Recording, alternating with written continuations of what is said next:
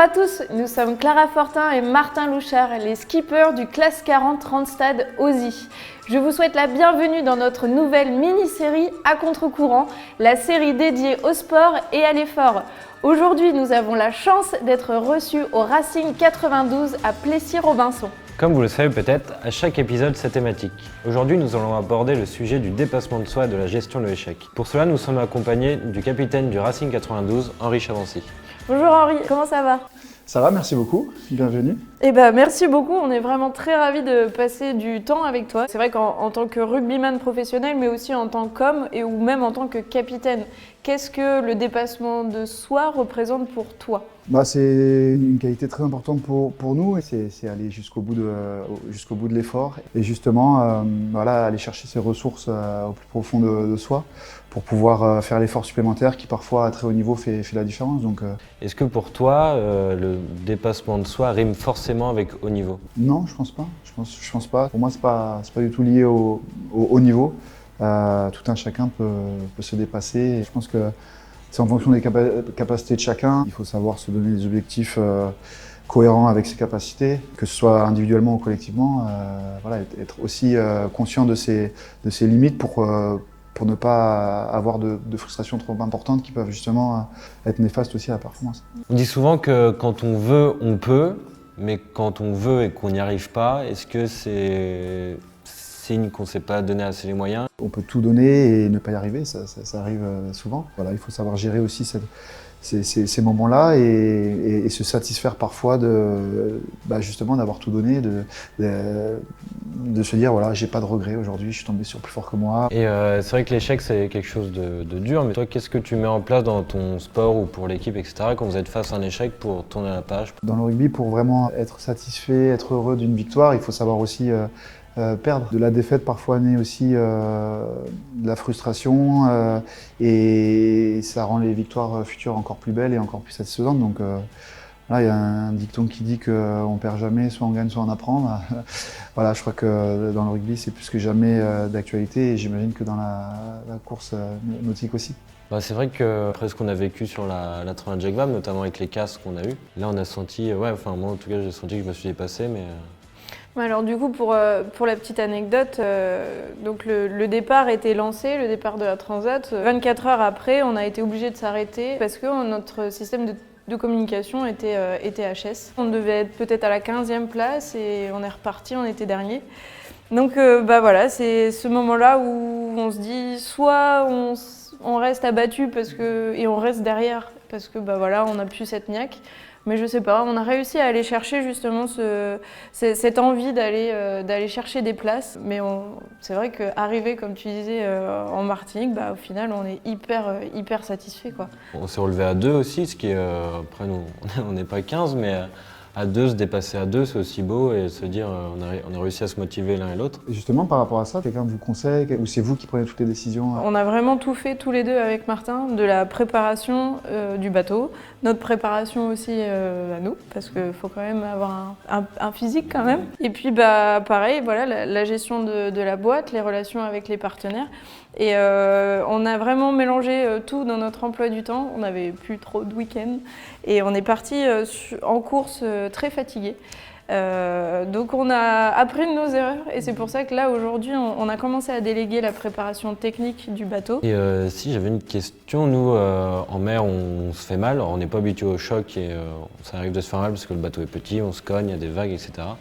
Et vous sur le terrain, quand vous vous faites vraiment mal, c'est d'où vient cette énergie de se dire pourquoi je vais pas sur le banc qui est juste là parce que je viens de me faire sonner ? Parfois on veut pas, parfois on sort. Parfois on se fait mal, mais il y a les coéquipiers à côté et on n'a pas envie de les lâcher, on a envie de continuer le combat entre guillemets avec eux. Donc on essaie de ne pas trop penser à la douleur. Jouer un match de rugby sans douleur, j'en ai pas joué beaucoup, donc forcément la douleur elle va arriver, il faut savoir la gérer, l'appréhender et aller de l'avant malgré ça. Un peu comme vous, je pense que si vous êtes livré à vous-même, j'imagine sur le bateau, quand vous faites mal, personne n'ira hisser la voile à votre place ou plein de tâches à effectuer. Si vous ne les faites pas malgré la douleur, personne ne les fera pour vous. Donc ça fait partie aussi du dépassement de soi. Bon, en tout cas, Henri, merci beaucoup pour cet échange. En tout cas, c'était super intéressant de discuter avec vous, de partager un peu nos expériences. Et voilà, maintenant, j'ai missionné deux coéquipiers pour voir un petit peu ce que vous aviez dans le ventre. Donc, ils vous attendent sur le terrain. Je vous propose d'y aller tout de suite et de me suivre. Eh ben allez, c'est parti. Allez.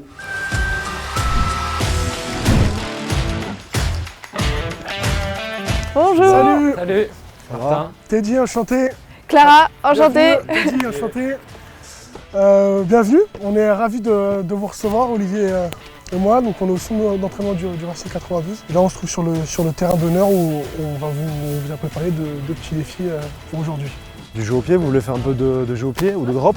Ouais, carrément. C'est avoir un bon timing entre refaire rebondir le ballon et au moment où il va tomber par terre, pouvoir le taper pile poil au bon endroit. Je vous propose de toucher la barre donc à 10 mètres et le premier qui y arrive donne le gage à l'autre équipe. Vas-y, challenge Ça va accepté. Allez, commencer ça nous va.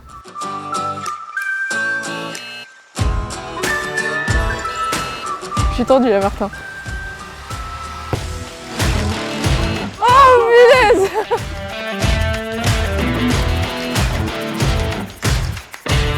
Ce serait la honte si tu te faisais battre à ton propre défi. Mais non! Dites-vous qu'il y a vos coachs qui vous regardent et tout, hein. Ah non! Là, le but, c'est qu'ils aient un gage. Mais le problème, c'est que le niveau est relevé quand même. Oh! Ça, c'est mon champion! Félicitations. Bravo! Merci à vous. On a été pris. Skipper est gagnante, bien joué, bravo. Donc nous, on vous a préparé un petit défi. Il est là-haut et je pense qu'on va le faire sur la terrasse là-haut. Et vous allez voir, vous n'allez pas être déçus. Allez, on vous suit, on vous suit. Donc, du coup, notre petit gage qu'on a préparé avec Clara, c'est un truc qui nous arrive pas souvent, mais c'est la combinaison de survie.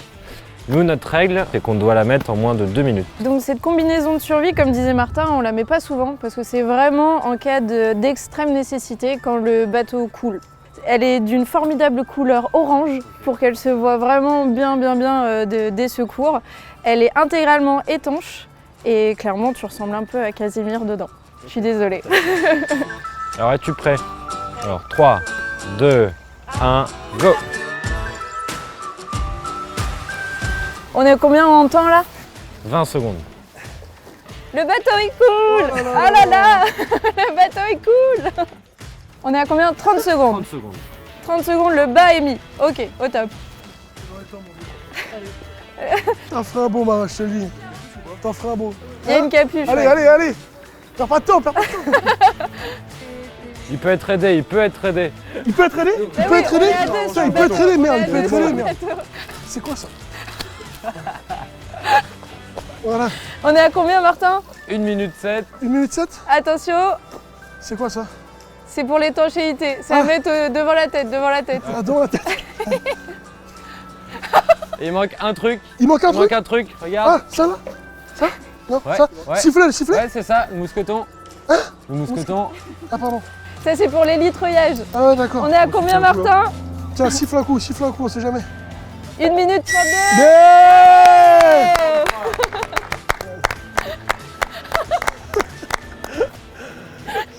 Merde. Bravo, Olivier. Bien joué, Olivier. Bravo, Merci. Olivier. Eh ben, c'est une belle égalité et merci beaucoup de nous avoir accueillis sur votre terrain, dans votre centre d'entraînement. C'était un super moment passé avec vous. Et ça nous fait du bien, nous, de quitter un petit peu le bateau et voir ce que ça donne dans d'autres sports. Et puis, bah, c'est vrai qu'on a les mêmes couleurs, donc c'est chouette de partager. C'est super cool. Et voilà, merci à vous. Et puis à la prochaine pour un On viendra prochain peut-être défi. sur le bateau un jour, ce serait bien. Et ben vous êtes les bienvenus sur le bateau. Merci beaucoup, À merci bientôt. beaucoup. Ben voilà, c'est déjà la fin de cette première vidéo. On espère que ça vous a plu, qu'on vous a amusé, mais surtout qu'on vous a inspiré pour la réalisation de vos objectifs, que ce soit professionnel, personnel ou sportif. Et surtout, amusez-vous et allez jusqu'au bout de vos rêves. Du coup, vous pouvez continuer à nous suivre sur les pages Randstad France, sur la page du Racing 92 et aussi sur nos réseaux sociaux. Et surtout, soyez très actifs, likez, partagez, commentez. On vous a préparé des jeux concours avec beaucoup de cadeaux, donc n'hésitez pas à être très réactifs sur cette vidéo. On se retrouve très prochainement pour un nouvel épisode. À très vite. Au revoir.